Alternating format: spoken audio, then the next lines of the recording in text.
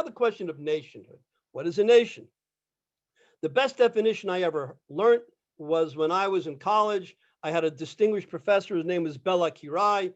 Bela Kirai was the chief of staff of the Hungarian army in the 1956 revolution against the Soviet Union. As you all know, or you don't know, Hungary lost. He was found guilty of treason by the Russians. They were going to hang him. The CIA got him out, brought him to the United States, and he then became a professor of history at Brooklyn College.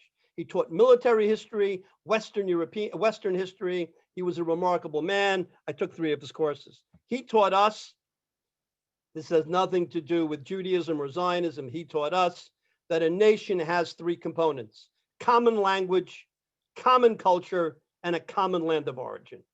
Those 3 things are the bedrocks that make up a nation. Now, it's interesting that many of the countries or the peoples that point their finger at us and say, you're not a nation, they wouldn't stand up to this particular litmus test, ironically. Let's start with common language. The Jewish people have their own language, Hebrew. Hebrew has been the spoken language of the Jews for 4 millennia. The alphabet that we have today is the modern alphabet.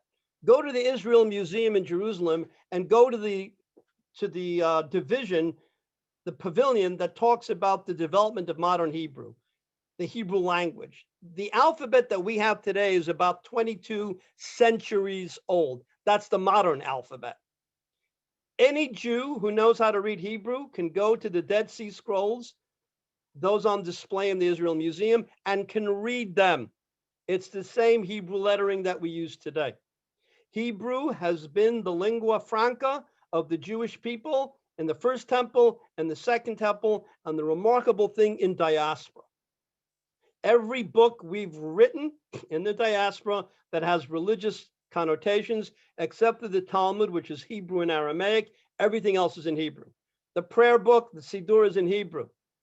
Mishnah in Hebrew. Shulchan Aruch, Hebrew. The Rambam, Hebrew.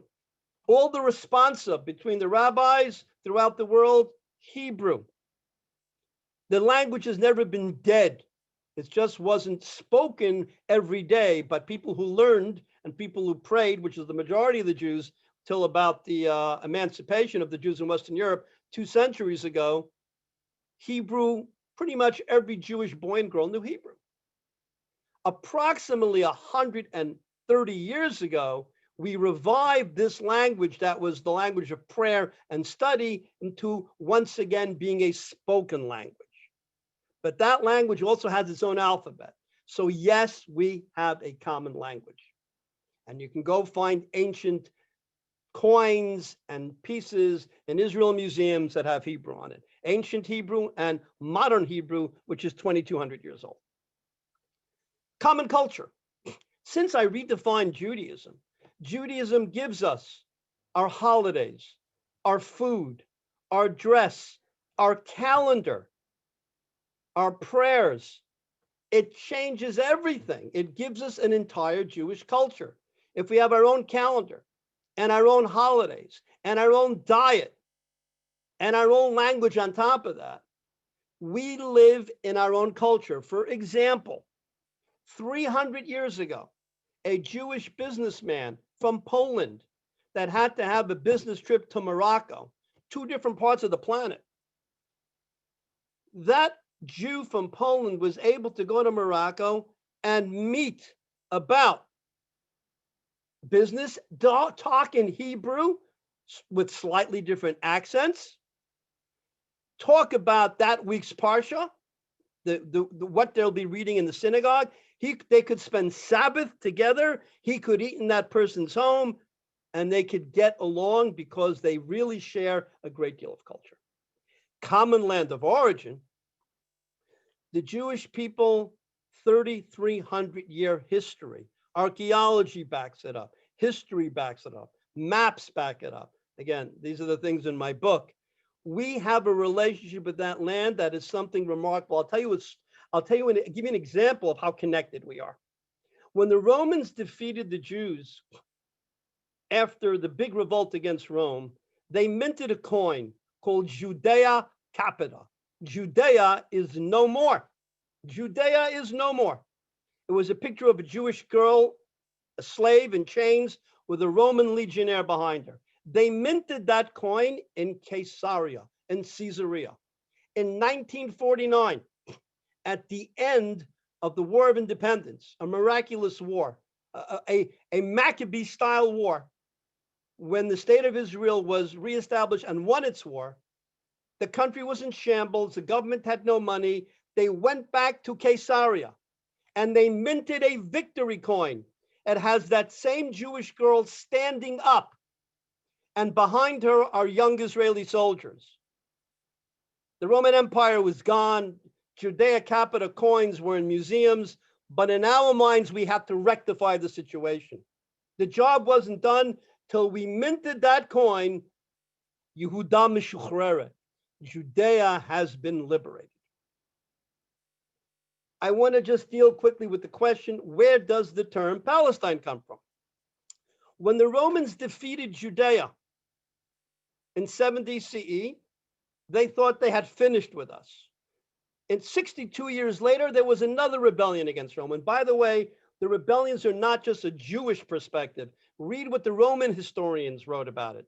These were some of the biggest rebellions against Rome. That's why they built the Arch of Titus in Rome. They didn't build arches for everybody they defeated. There'd be nowhere to walk in Rome today. They defeated everybody. There was a rebellion led by Bar Kokhba, also called Bar Kosiba.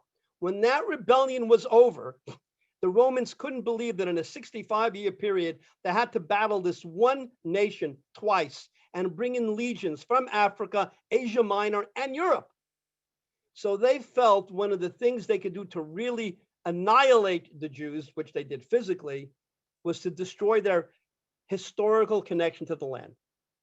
The Romans knew the Bible, and they knew the hated enemies of the Jews in biblical times were the Philistines. The Philistines lived near the coast, on the coast. The Philistines, by the way, go to the Museum of Bible Lands in Jerusalem, which is near the Israel Museum, are a people from the Aegean Sea, Cyprus, Crete, Rhodes, Greece. They are not a Semitic people. They were destroyed pretty much in the 7th century BCE by the Assyrians. The Romans felt that the greatest poke in the eye to the Jews was to change the name from Judea in all history books, and remember, the winner gets to write history, to Philistina, the Latin way of saying Pilishtim. 5 centuries later, when the Arab generals who were conquering half of the planet got to this place and they asked each other where they were, they saw the name was Philistina, they Arabized it to Philistine. And then that was translated to English to Palestine. It has never been the name of a sovereign entity. It is the name of a region that the Romans gave. After they gave that name, that area was ruled by the Romans, the Byzantines, the Persians, the Arabs, the Seljuks, the Crusaders, the Mamluks, the Ottomans, and the British. At no point was there a sovereign state there. It was only in 1948 that the same people who had the last sovereign state there, the Jews, reestablished it.